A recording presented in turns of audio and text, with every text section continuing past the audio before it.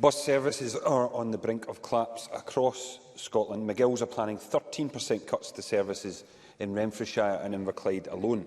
The Government needs to intervene to protect services and cap fares now, but there could be no more blank cheques for private operators. There needs to be conditions attached to provide commercial information necessary to take local buses back under public control. We can't go on like this, and we can't afford to wait for action. Labour believes the Government should provide franchising powers, guidance and devolve resources to local transport authorities to make this happen urgently. What will the Minister do now to bring local buses under local control?